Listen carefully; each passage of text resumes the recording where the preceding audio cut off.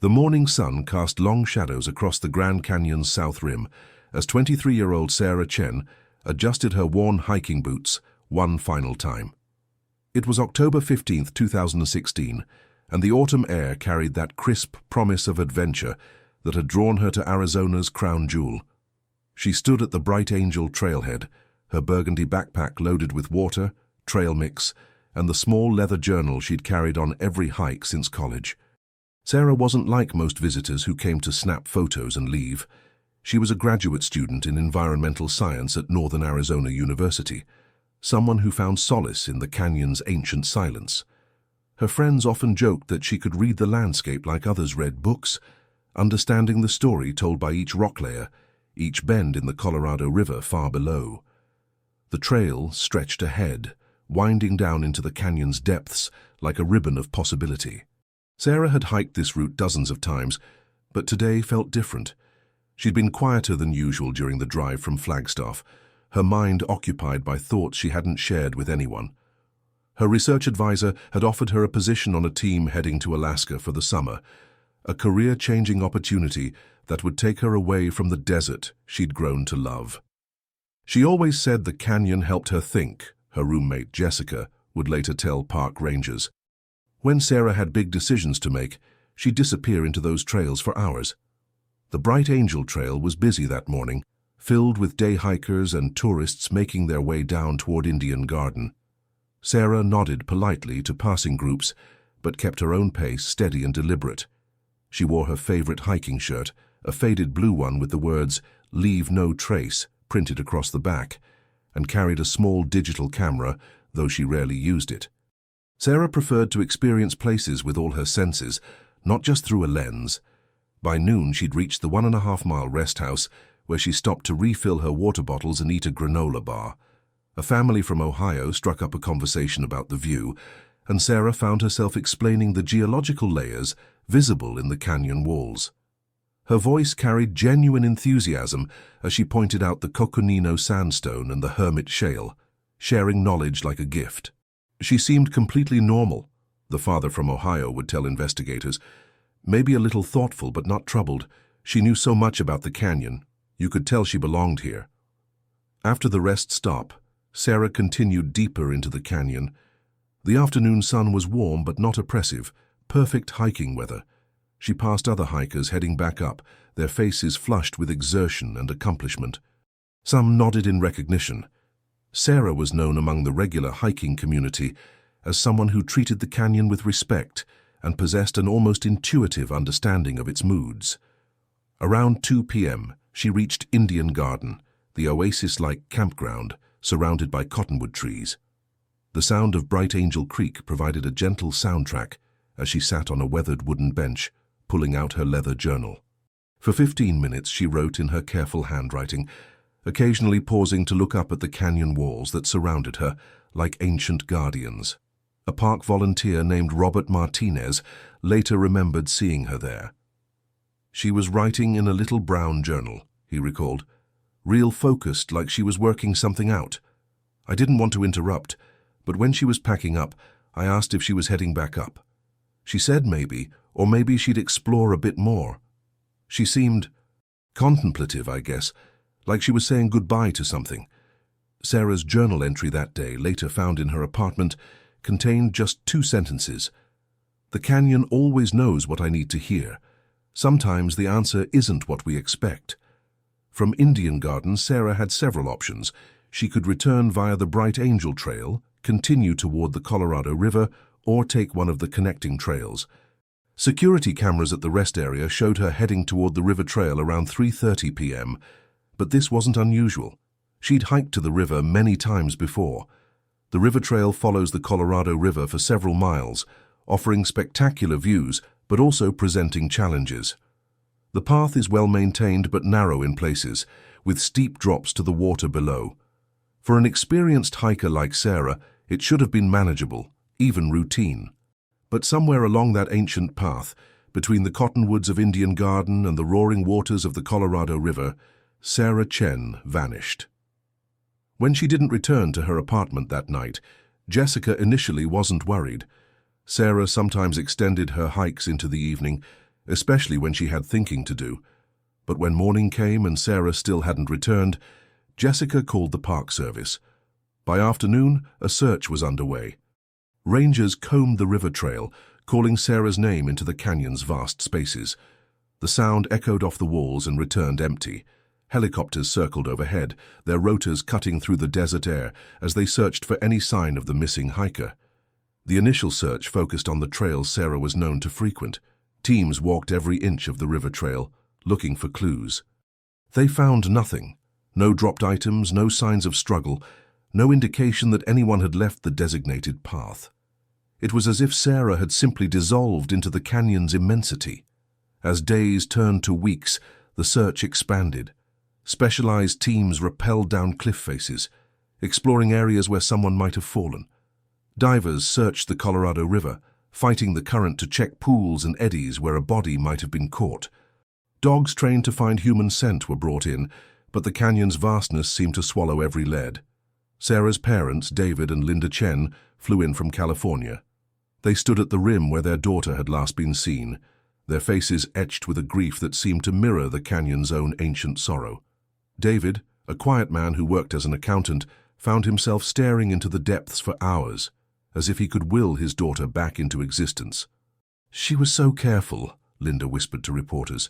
"Sarah knew that canyon better than anyone. She wouldn't have taken risks." The search continued for 3 weeks, involving over 200 people and costing hundreds of thousands of dollars. It was one of the most extensive searches in Grand Canyon history, but it yielded nothing. No trace, no clue, no answer to the question that haunted everyone. Where was Sarah Chen? Theories emerged, as they always do in such cases. Some suggested she'd fallen into the river and been swept away by the current. Others wondered if she'd attempted to explore off-trail areas and become lost or injured. A few even proposed that she'd chosen to disappear, overwhelmed by the pressures of graduate school and the uncertainty of her future. But none of these theories satisfied those who knew Sarah best. She was too experienced to fall, too smart to wander off-trail, too responsible to simply vanish without a word. The canyon, it seemed, had claimed another secret, adding Sarah's name to the long list of those who had entered its depths and never returned. As autumn turned to winter, the search was officially called off. The case remained open, but active investigations ceased. Sarah Chen had become another unsolved mystery, in a place where the earth itself seemed to hold its secrets close. The canyon returned to its routine rhythms of tourists and seasons, but for those who had known Sarah, something had changed. The trails she'd loved now carried a different weight, a reminder that even in the most familiar places, mystery can strike with swift and terrible precision.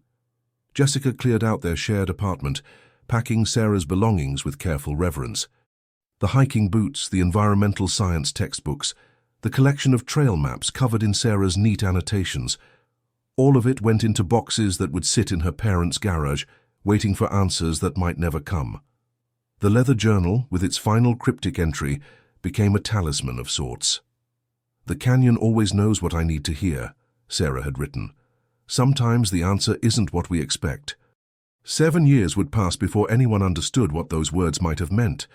7 years have a way of softening sharp edges, of turning acute grief into something more manageable, like a stone worn smooth by water.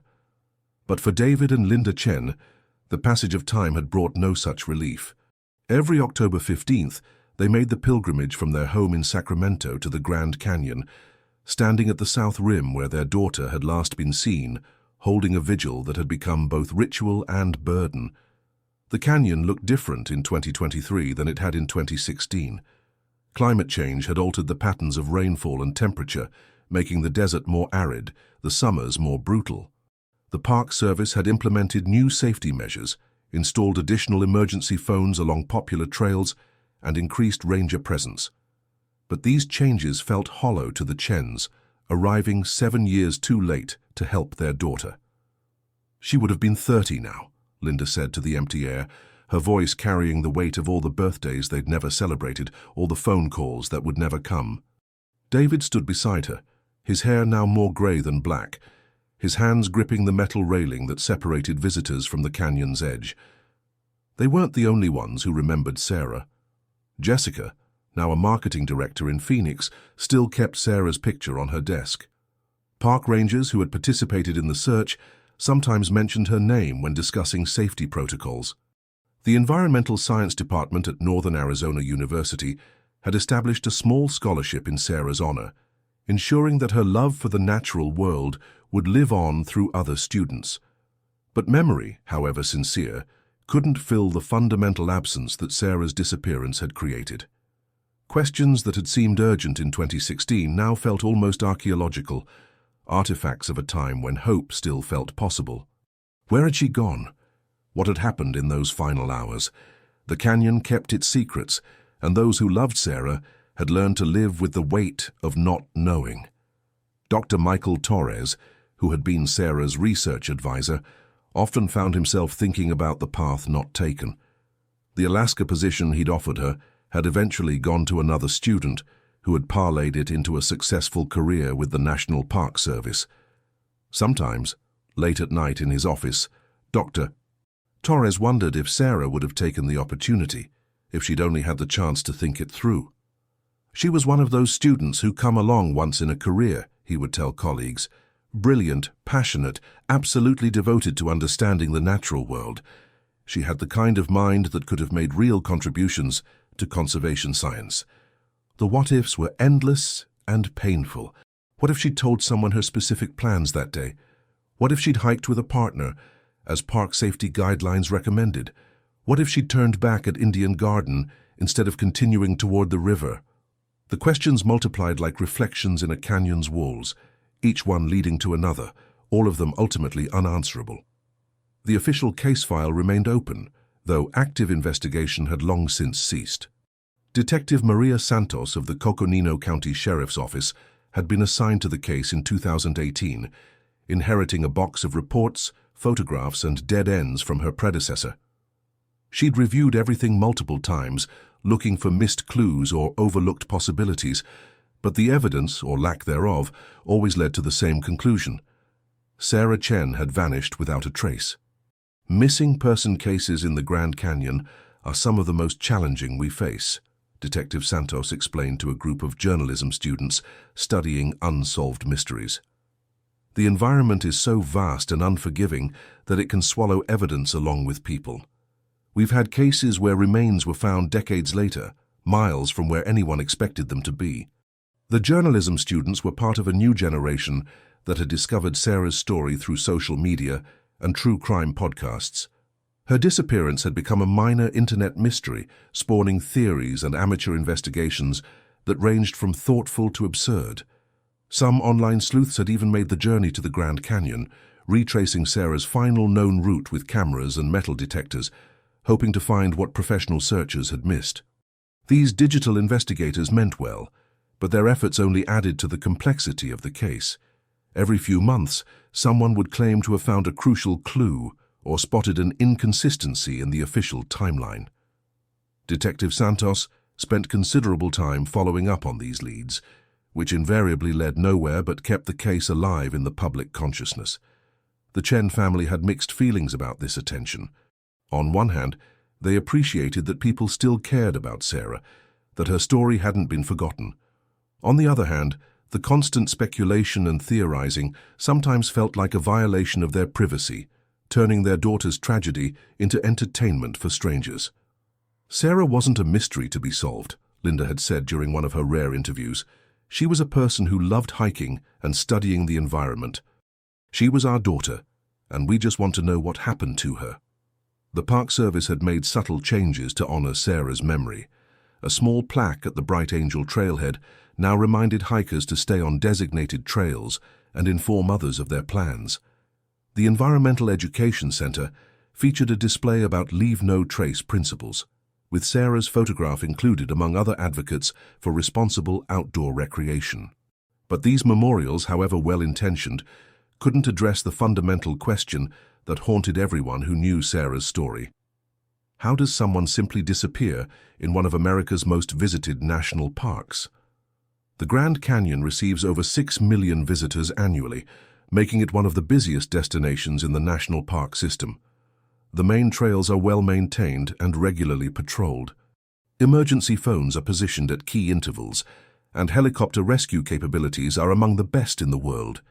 Yet despite all these safety measures, people still vanish. Park statisticians maintained careful records of search and rescue operations. In an average year, the Grand Canyon experiences about 400 emergency responses, ranging from minor injuries to fatalities. Most missing person cases are resolved within hours or days, usually involving hikers who have become lost or injured, but are found alive. True disappearances, cases where no trace is ever found, are rare but not unprecedented. The canyon is a place of profound beauty and profound danger, explained Chief Ranger Patricia Williams during a safety briefing. It's easy to underestimate the risks, especially for experienced hikers who have become comfortable with the environment. But the canyon doesn't care about your experience level. It demands respect from everyone. This tension between beauty and danger had always been part of the Grand Canyon's character. The same geological forces that created its stunning vistas also created countless hiding places where evidence could be lost forever. Rock falls could bury clues, flash floods could wash away traces, and the sheer scale of the landscape could make even large objects invisible from search teams.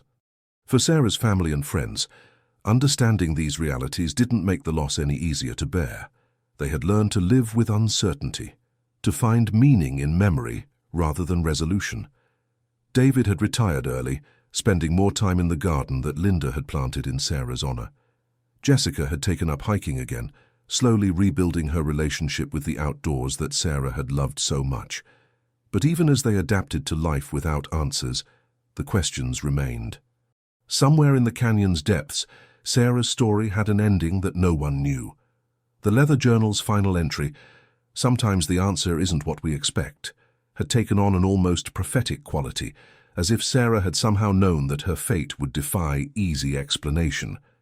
7 years had passed since that October morning when Sarah had adjusted her hiking boots and headed down the Bright Angel Trail.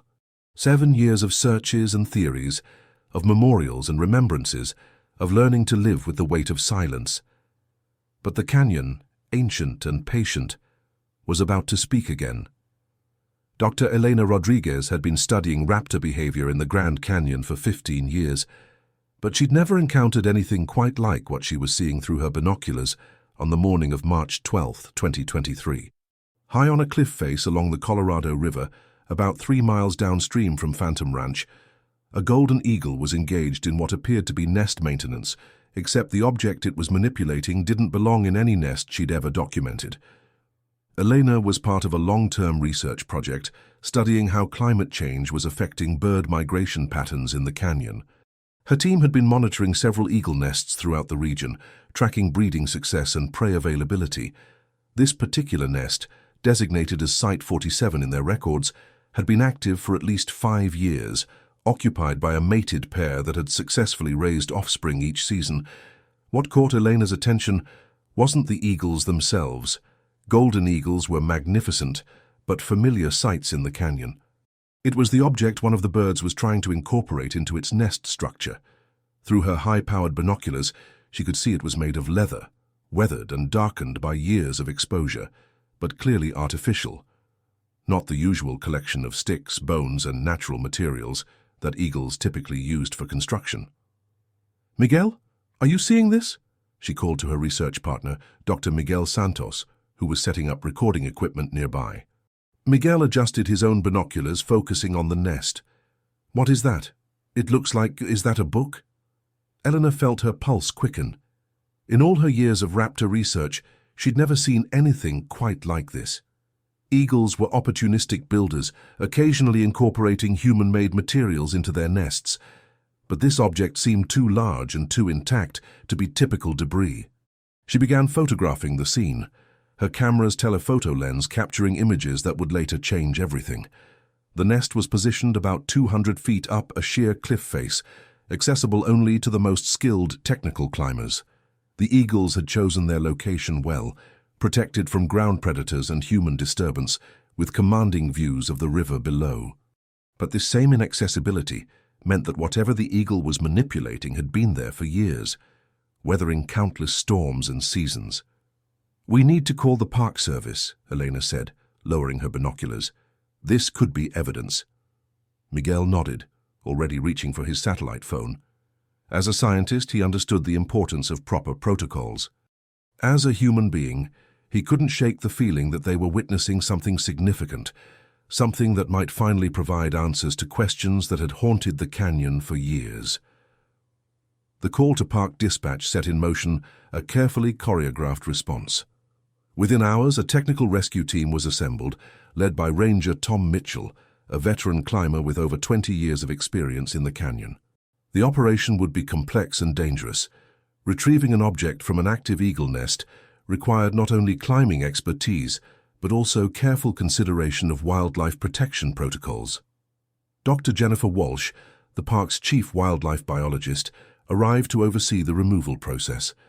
Golden eagles were protected under the Migratory Bird Treaty Act, and disturbing an active nest could result in serious legal consequences. But the possibility that the object might be related to a missing person case provided legal justification for the intervention. "We'll wait until the adults are away from the nest," Dr. Walsh explained to the assembled team. "Eagles typically hunt in the early morning and late afternoon, leaving the nest unattended for periods of time. We'll have a narrow window to get in, document everything, and get out with minimal disturbance." The climb began at dawn the following day. Ranger Mitchell and his partner, Ranger Lisa Chen, no relation to the missing hiker, rappelled down from the cliff top, their approach carefully timed to coincide with the eagle's hunting period. The nest was larger than it had appeared from below, a massive structure of sticks and debris that had been built up over multiple seasons, and there, woven into the nest's outer wall like a piece of natural architecture, was a leather journal. "Control, this is Mitchell," the ranger spoke into his radio, his voice steady despite the significance of the moment. "We've got a leather-bound book, approximately 6 by 4 inches, heavily weathered. It's been here for a while." The journal was carefully extracted from the nest, photographed in situ, and placed in an evidence bag. The eagle's instinctive hoarding behavior had preserved it far better than anyone might have expected. While the leather cover was darkened and cracked from exposure, the binding remained intact, and the pages inside were largely readable. The name embossed on the cover, though faded, was still visible: Sarah Chen. Detective Maria Santos received the call at her office in Flagstaff. 7 years of following dead ends and false leads had left her cautious about new developments in the case, but the discovery of Sarah's journal felt different. Physical evidence, authenticated and properly recovered, was exactly what the investigation had been missing. The journal's final entry, dated October 15, 2016, contained the same words that had been found in Sarah's apartment. "The canyon always knows what I need to hear. Sometimes the answer isn't what we expect." But there were additional pages, entries from that final day that had never been seen before. Sarah's handwriting, careful and deliberate even in her final hours, painted a picture of someone wrestling with a profound decision. The Alaska opportunity wasn't just about career advancement. It represented a complete departure from the life she'd built in Arizona. The journal revealed her deep connection to the canyon, her fear of leaving the place that had become her spiritual home. "I keep thinking about what happens when we leave the places that define us," she had written. "Do we carry them with us, or do we leave pieces of ourselves behind? The canyon has taught me so much about patience, about the slow work of erosion and creation. Maybe some changes can't be rushed." The entries revealed a young woman in transition, someone who had found peace in the desert, but was being pulled toward new possibilities. She wrote about the scholarship that had brought her to Arizona, about the research that had shown her how human activities were affecting the delicate balance of canyon ecosystems. She was torn between the desire to protect the place she loved and the opportunity to expand her impact on a larger scale. But the journal also contained something unexpected: detailed notes about an unmarked trail she had discovered during previous hikes. Sarah had been methodically documenting what appeared to be an old mining route, possibly dating back to the early 1900s. The trail wasn't on any modern maps, and park records showed no official acknowledgement of its existence. "Found another section of the old route today," she had written 2 weeks before her disappearance. It's incredibly well preserved, probably because it's so far off the main trails. The craftsmanship is remarkable.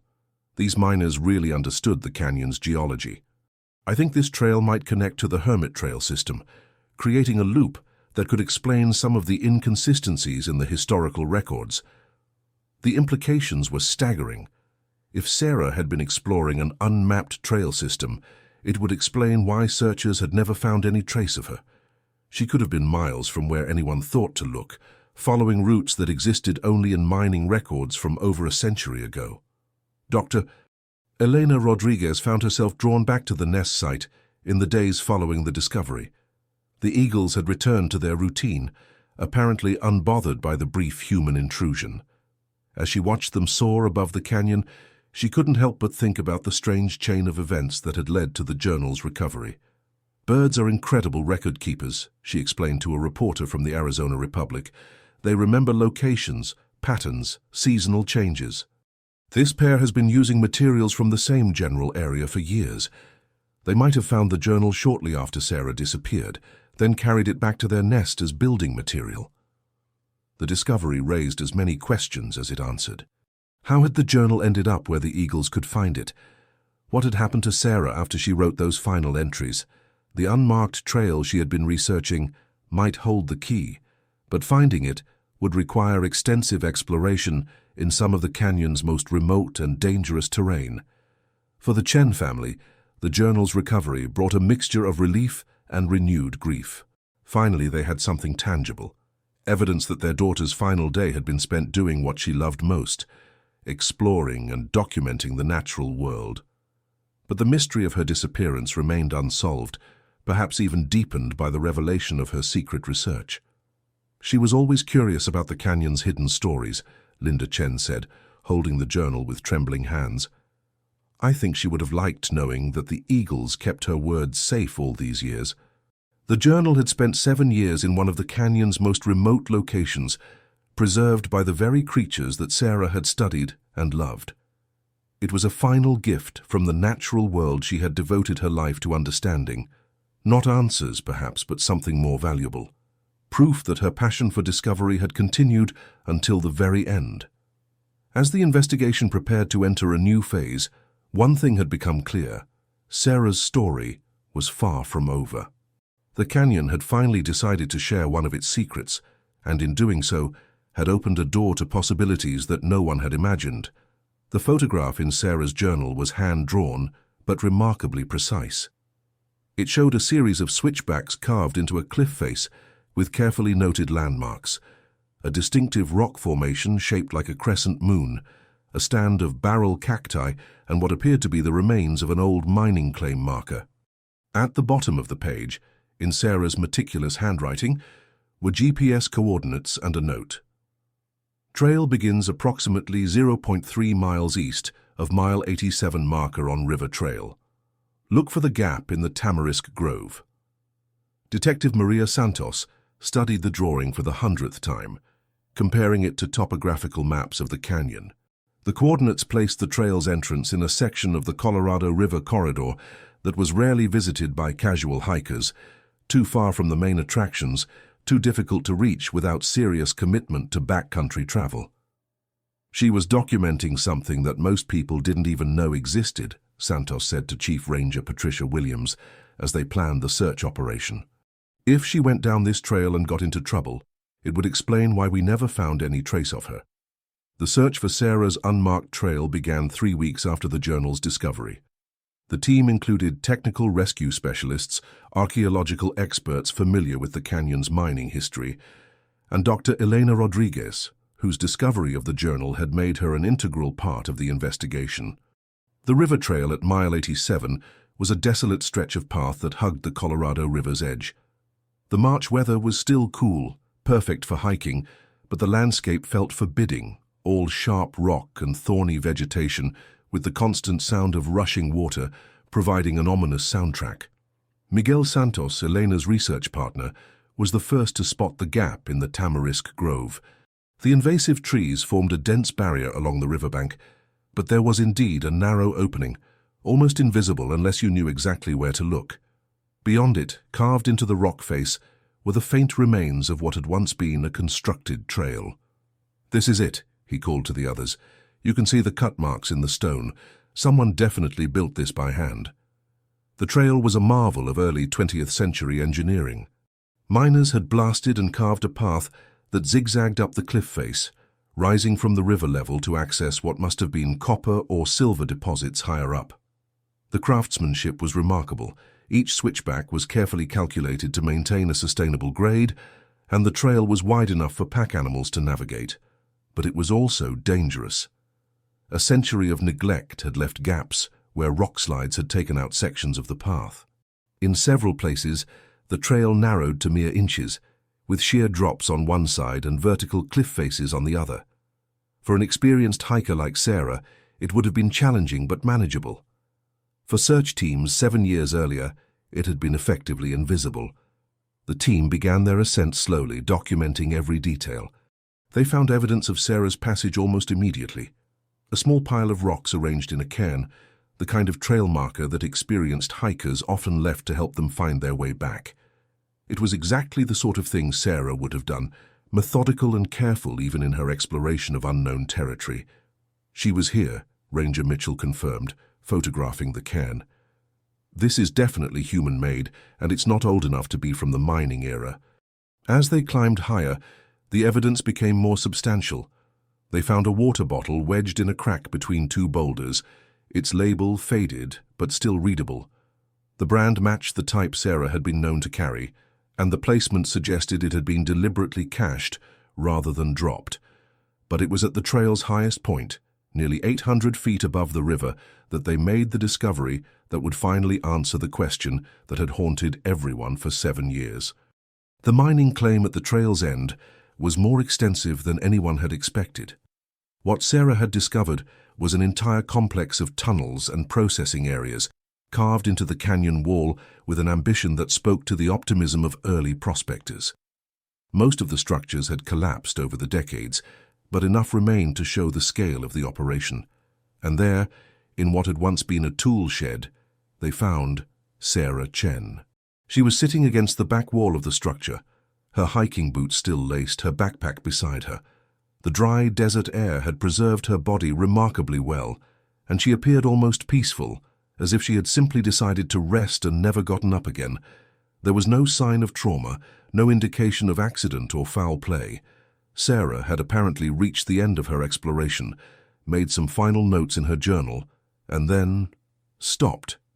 The medical examiner would later determine that she had died of dehydration, likely becoming disoriented in the complex of tunnels and unable to find her way back to the main trail.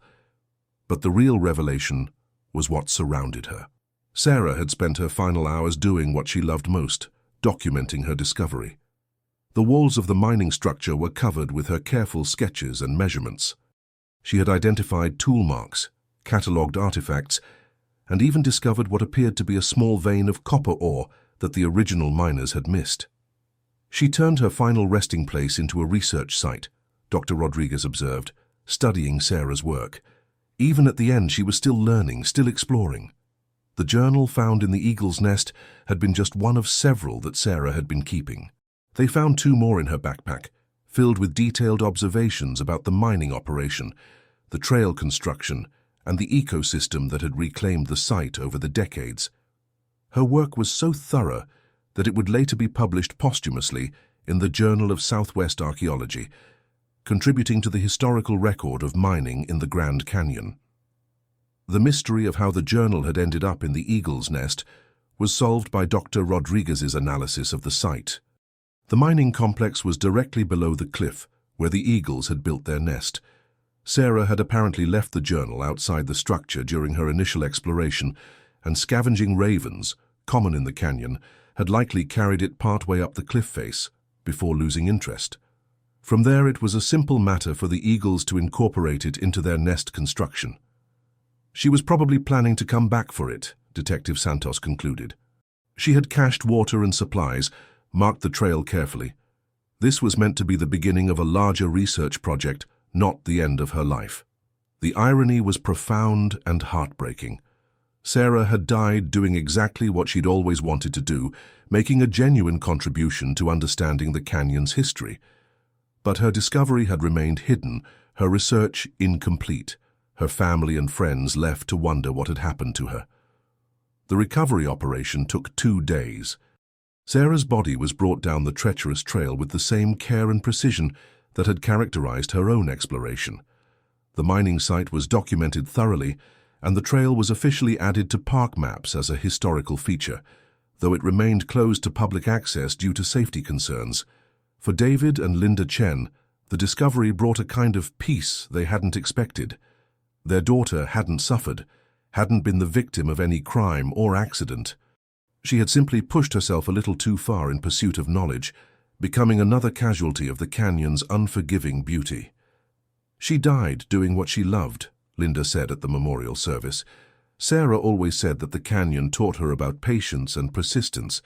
I think she would have been proud to know that her research survived, even if she didn't." The Environmental Science Department at Northern Arizona University established the Sarah Chen Research Station at the mining site, making it a destination for students studying the intersection of human history and natural processes. Her work on the unmarked trail system led to the discovery of several other forgotten routes, expanding understanding of how early miners had navigated the canyon. Dr. Elena Rodriguez continued her raptor research, but she never forgot the role that the golden eagles had played in solving the mystery. "They're remarkable birds," she would tell her students. "They remember everything, collect everything, preserve everything." In a way, they were Sarah's final research partners. The canyon returned to its routine rhythms of seasons and tourists, but something had changed. Sarah's story had become part of the canyon's own story, a reminder that the desire to explore and understand can be both a gift and a burden. Her final journal entry, "Sometimes the answer isn't what we expect," had proven prophetic in ways no one could have imagined. 7 years after her disappearance, Sarah Chen had finally come home. Not to her apartment in Flagstaff or her parents' house in Sacramento, but to the place where she had always belonged, in the heart of the canyon she had loved so deeply, her story now woven into its ancient narrative like a thread of gold in the rock. The eagles still nested on their cliff, still collected materials from the canyon floor, still remembered the patterns of wind and weather that had shaped their world for millions of years. And sometimes, if you knew where to look, you could still see them soaring above the mining site, where a young woman had made her final discovery, carrying the memory of her passion for understanding the natural world into the endless Arizona sky. The mystery was solved, but the questions that had driven Sarah's research lived on. What other secrets did the canyon hold? What other forgotten trails wound through its depths? Her work had opened a door to new possibilities, new discoveries, new ways of understanding the complex relationship between human ambition and natural wonder. In the end, Sarah Chen had found what she'd always been looking for, not answers, but better questions. And in a place as vast and mysterious as the Grand Canyon, that might be the most valuable discovery of all.